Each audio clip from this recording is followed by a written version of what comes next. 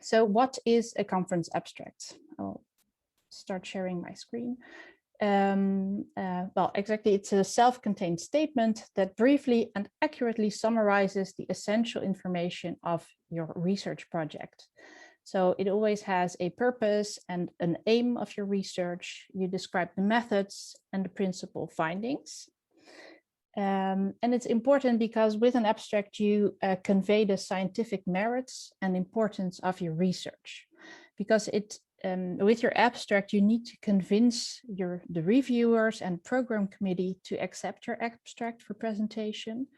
And also, once it is accepted, you want to convince the people at the conference to visit your talk, or nowadays to log on online and listen to you. And even if you've done really good research and good science and you have an abstract that is not really good,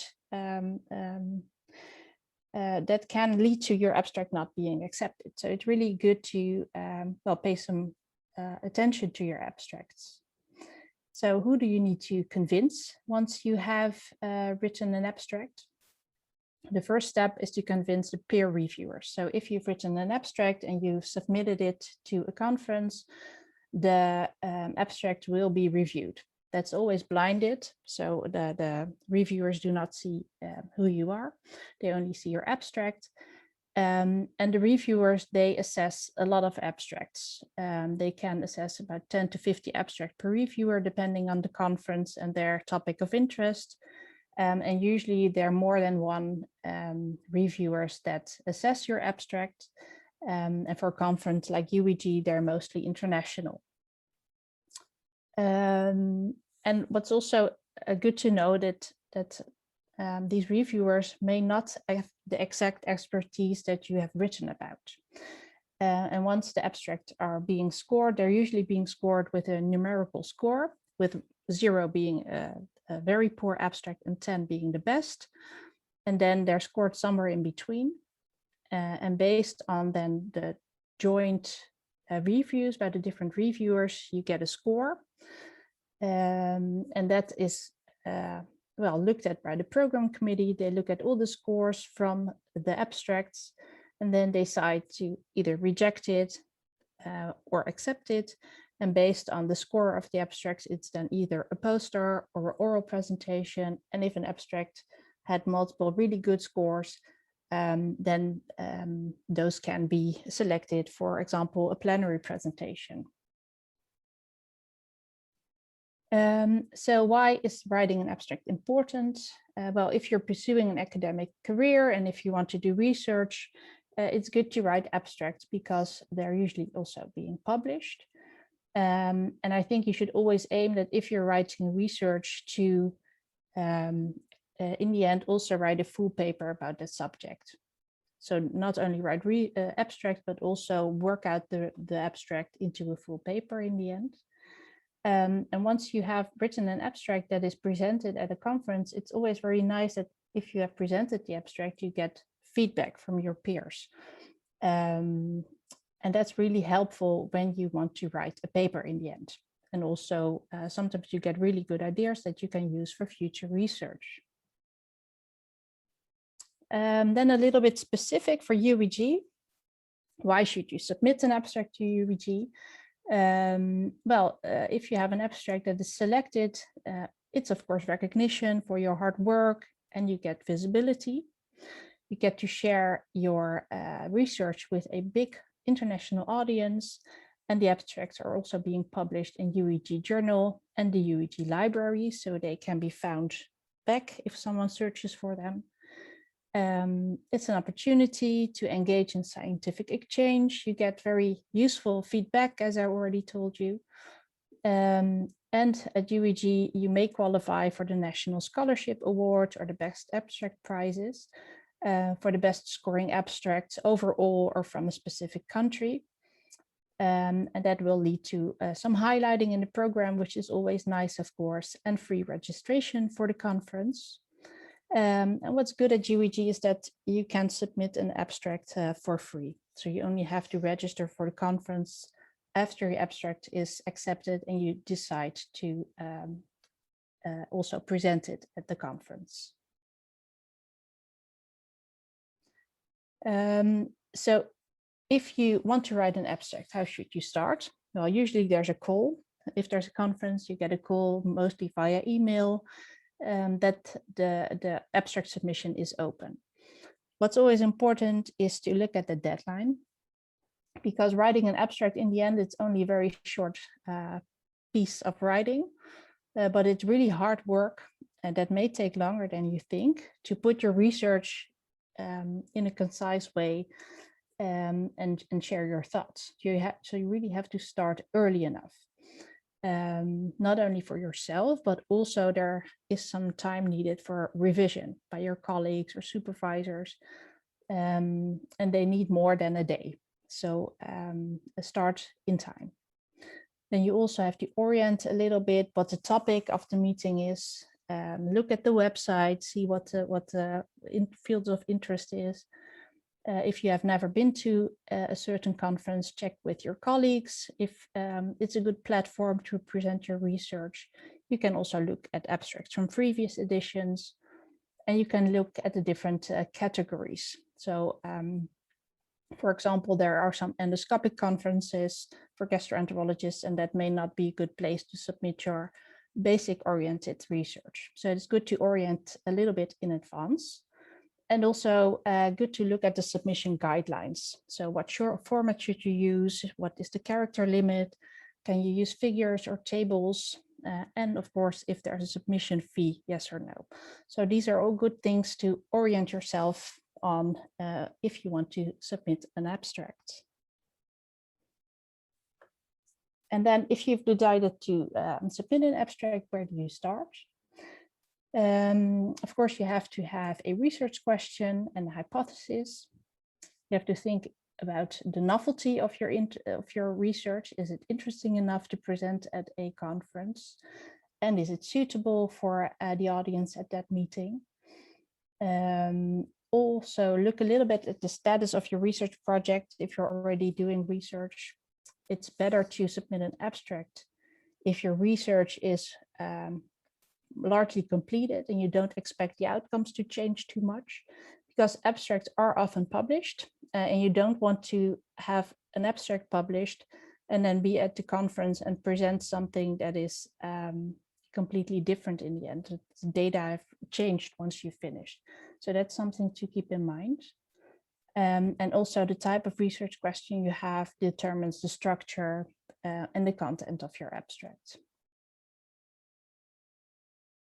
This I thought was a very nice slide, the 4 C's of abstract writing. Complete, concise, clear, and cohesive. So you want to have an abstract that's complete with all the relevant information, but also concise. So try not to use too long sentences or unnecessary information or unnecessary words. Try to keep your abstract clear, so well organized and readable and cohesive. So there has to be a good flow between the sections. So you want to read it as a story. So also if people who read it who are not experts in your field, that they can keep their interest and read it as one piece. Then some writing tips. It's always good to use the active voice instead of the passive voice, because if you're reading abstracts, it's usually more interested to read. We studied 200 IBS patients instead of a passively written abstract.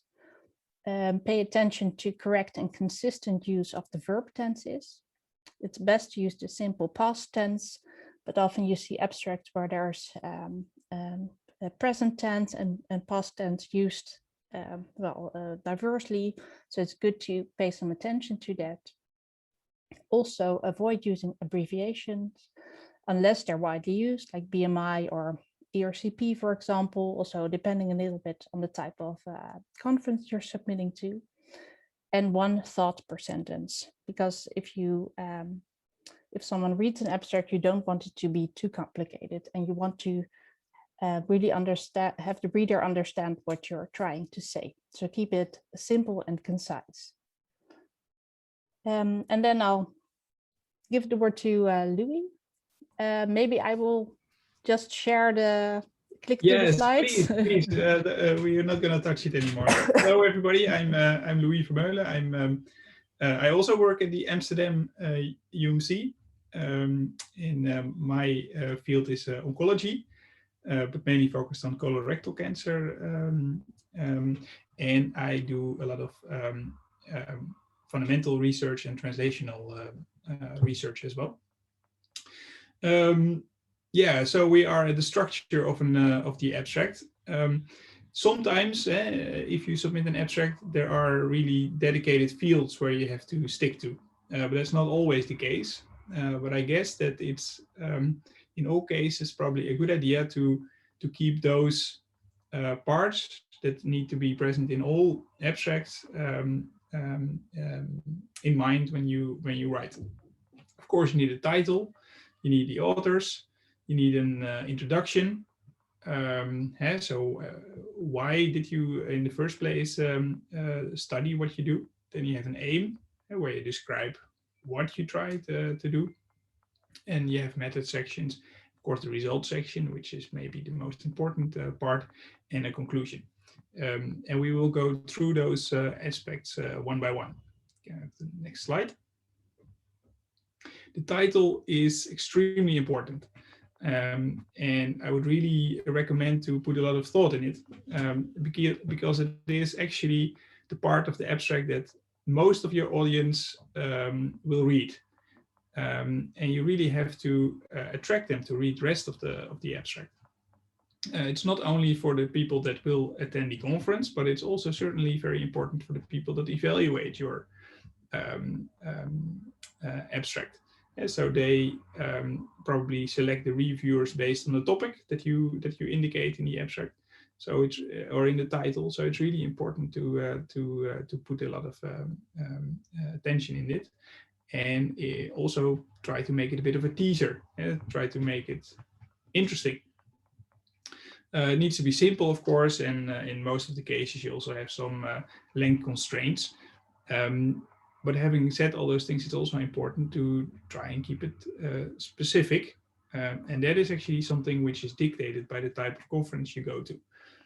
If you have a very general conference, which deals about medicine, for example, then your title can be a bit less specific than if you go to a conference that deals about IBD, because then you can assume that there are mostly relative specialists in that field, and your title can actually convey a more specific message. So really use the title that suits the occasion. Next slide. Authors, yeah, that's always, of course, a bit of a tricky aspect, and it shouldn't be, because there are actually in most cases quite clear guidelines. Most research institutes, they have some sort of research code, and in almost all of those it is stated that authors need to have a specific and significant contribution to the work that is presented in the abstract. And so it's not enough to pay the study, and it's not enough to actually be the boss of the department to be an author on an abstract that comes from the department, but you really have to have a contribution to the work that is presented there. And I think that abstracts can actually be a good way to test the waters, because the stakes are not as high as with a paper. So I would really recommend to just draft up the author list, discuss it with your supervisor, and then take it from there. The affiliations, that's just where everybody works. Please, next slide. So the introduction needs to be brief and concise. I would say 1 or 2 sentences, and not too much detail, because it just helps to guide the audience to decide if they're going to read through and continue the abstract till the end, or if they think, oh, well, it's not in my field. And so you can avoid too much detail there. I think it helps to split the motivation and the problem. And to avoid too long sentences, you can actually do that in 2 sentences. So first is the motivation. where you summarize the current status, and 2 where you actually indicate what the problems are that you want to solve with the research, and why actually it is interesting to try and understand more about this. And if you split it up like that, it helps you. The next slide, thank you. So the aim, in some cases, when it's really a short abstract, you could integrate it in the background section. You could say something like, and therefore we studied blah, blah, blah. But you can also just put it as a separate sentence. But it's important to make it flow naturally from the problem you stated. So if you studied something, then it helps just to make also the problem. And I think that most researchers do this sometimes. Sometimes you find something, or your study turns out a little bit different than you actually intended, and might be more interesting for a other type of clinical problem, for example. And so then try to put your findings in the perspective of the most interesting clinical context. I would also split that into an aim that is more general. What did you try to do? And also follow it by a more specific hypothesis, what you expect to achieve by doing the research, and which problem you think you might have solved by doing that. Next slide. The methods, they are in clinical abstracts, I think, a little bit more important than in basic research abstracts, because basic research, there are usually so many different types of tools to actually get similar type of answers. But in clinical abstracts, it is important because you have just defined types of studies. And when you mention the names of these types of studies, actually you convey already a lot of information. So if it's a case control study or a cohort study or randomized study, just state that. It's also important to be clear about how many patients, for example, you studied. Were there 2 patients or were there 200 patients? So indicate that in your abstract, because it's vital information. And of course, the technique that you used in the study, and which statistical tests, if any, you use to test your hypothesis. Next slide. The results, of course, try to put them in a logical order. When normally you go from broad to more specific. Link it back to the hypothesis that you have. So don't start talking about findings that you were actually not introducing, that you were looking at for them in your results section. Leave out those things. Less is more. It's also on the slide. So really focus on what you think answers your question that you put forward. Try to put in the actual data. So indicate how many patients out of the patients that you studied developed a specific condition, for example. And also indicate the p-value, so that actually people can evaluate by themselves if it's significant, and if it's borderline significant, or if it's super significant. So really help your readers in that respect. And in some cases, you can include tables of figures for abstracts, but it's not certainly the case in all conferences where you can submit the abstracts to. And so really try to use them only when you can submit them. So check that on forehand. And if you use them, then use really simple figures. An abstract is not a publication, so just stick to 1 graph, maybe 2 graphs, but not more. The conclusion, needless to say, of course, that should stem from your findings, and try to make the conclusion interesting, but don't interpret the results. I think that's important, especially for the reasons that Roos mentioned. An abstract sometimes contains data on an ongoing study, And if you put really firm conclusions about ongoing work, then you might be wrong, and then you have to come back next year and actually with the opposite conclusion. And yeah, that's of course not a good sign. So really think about how far you can go in confirming your conclusions. I would indicate if your actually hypothesis that you formulated is if it was correct or not. I think that helps. And then in the second sentence, you just put in perspective what it means. Next slide. So then why were abstracts not accepted? Yeah, of course, there are scientific reasons. When people that evaluate the abstracts, they are of the opinion that the scientific content is just not so good, so that the study has not been performed up to standards. It could also be that the findings or the topic of the study is just not original, and people already know actually what the outcome is, and you just confirm that, and people are maybe not so interested. It could also be, and I think that's in many cases, that it's just not conveyed clearly enough why the research is important.